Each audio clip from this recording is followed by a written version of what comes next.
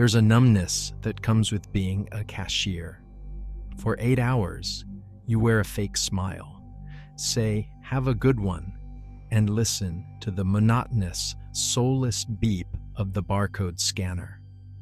By the end of the day, that sound becomes an echo in your skull, a relentless rhythm that follows you home, into the shower and into your dreams. That night was no different. When I finished my shift, all I wanted was to put on my headphones, get on the last bus to the suburbs, and erase the rest of the world from my mind. When the bus arrived, its hydraulic doors opened with the sound of a tired sigh. The inside was nearly empty, just a few other people with pale, tired faces scattered amongst the seats like islands of exhaustion. I took my favorite spot by the window, put on my headphones, and started to watch the blurry city lights stream by. A few stops later, most of the passengers had gotten off, leaving only 3 of us in the long vehicle. It was a moment of perfect calm. That is, until the doors opened at the next stop. A single person got on. With dozens of empty seats available, they walked with a heavy, deliberate pace down the aisle and took the seat directly behind me. My entire body went rigid. In my headphones, the music lost all meaning. Why? Of all the empty places, why right behind me? It was a blatant violation of an unwritten social rule. I could feel the slight but constant pressure of their knees against the back of my seat.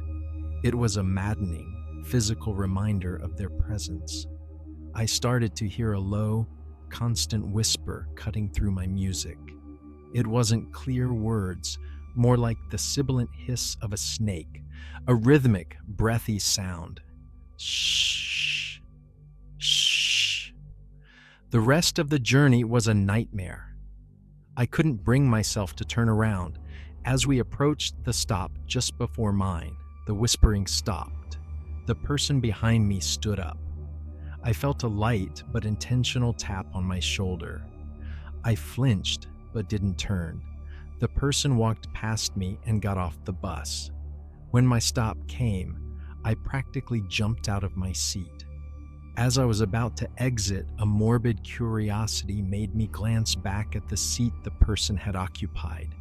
In the center of the empty seat sat a small, intricately carved wooden bird. I hesitated, then picked it up. The wood was surprisingly warm to the touch. I don't know how I walked home that night. That wooden bird sits on my desk now. Who was that person? And was this warm, silent bird a gift, a warning? Or was it a token left behind as a promise of our next encounter?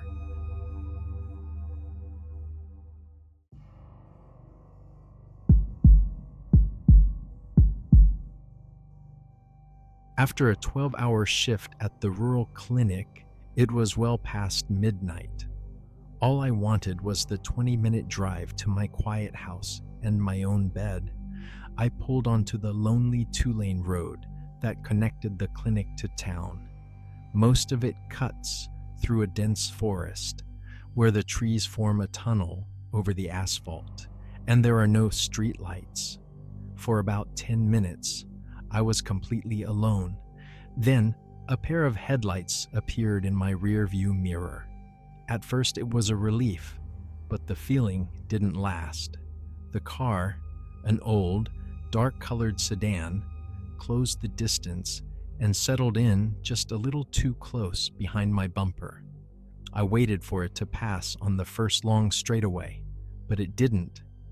I nudged my speed up to 55. The car behind me accelerated instantly. The gap between us didn't change by an inch. I slowed down to 40. It slowed down with me, perfectly in sync, as if we were connected by an invisible string. I knew then, this person was following me. An idea sparked in my panicked mind. A few miles before my house, There was a narrow dirt road that led to an old lumber mill. No normal person would turn there. Without signaling, I wrenched the wheel at the last second and swerved onto the gravel path. For a few seconds, I dared not look in the mirror. When I finally did, my last shred of hope vanished. The two bright headlights had followed me without hesitation. Primal survival instinct took over. I floored it. I skidded onto my long driveway, fumbled with my keys, and ran for the front door without looking back. I threw myself inside, slammed the door, and locked it.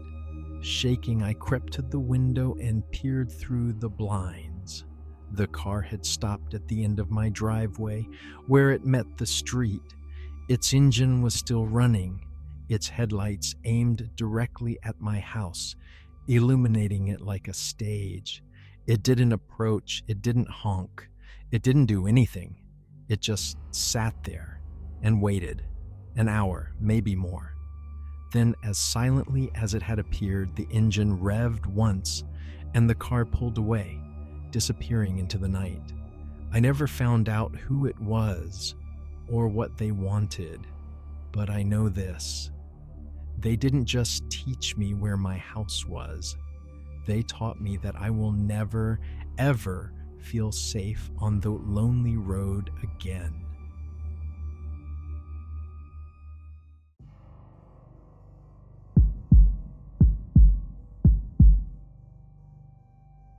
It was a rainy Tuesday night, almost 9 o'clock. The smell of old books and damp earth in the little shop my father left me always signaled it was time to go home. I was reaching for the door, key in hand, when the small, rusty bell above it jingled. The figure who slipped in seemed to be cloaked in shadow. They wore a heavy dark coat, and their hood was pulled so low it obscured their entire face. "Sorry, we're closing," I said. They didn't respond. They simply began to walk the narrow aisles of the shop. They didn't look at the shelves, didn't touch any books. They just walked. My initial annoyance slowly curdled into a deep, unsettling feeling. "Sir or ma'am, I really must close," I said, my voice firmer this time. At that, the figure stopped. They stood in the dimmest corner of the store and turned to face me. The dark void beneath the hood was fixed on me. I waited for them to do something, to say something. After a silence that stretched for an eternity, they simply turned and walked toward the door. I was about to breathe a sigh of relief when they made a gesture. They raised their right hand and slowly, deliberately rubbed their thumb against their index and middle fingers. That simple, meaningless gesture struck a match in the darkest corner of my mind, and a 25-year-old memory flared to life.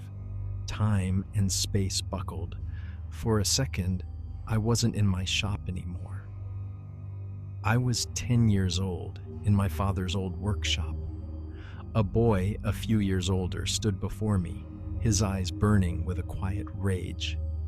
His father had worked for mine, and my father had been forced to let him go. Shortly after, the boy's father had died. Now the boy was staring at my father with pure hatred. And as he stared, he rubbed the fingers of his right hand together, just like the figure in my shop. That dry, rustling sound and the raw loathing in that boy's eyes had been seared into the deepest corner of my childhood memory. I stared breathless at the figure in my shop. The fear that gripped me was no longer random, it was personal. Was it him? After all these years, was it that boy? The figure opened the door. The bell chimed one last, mournful time, and they vanished into the night. I never saw that person again. Maybe it wasn't him. Maybe my tired mind had simply latched on to a random gesture and connected it to an old trauma. But what if it was? What if he didn't come back that night for revenge, but simply to remind me, to say, I haven't forgotten, and I know where you are. That doubt lives with me every day. And now, every time the little bell on my shop door rings, a part of me freezes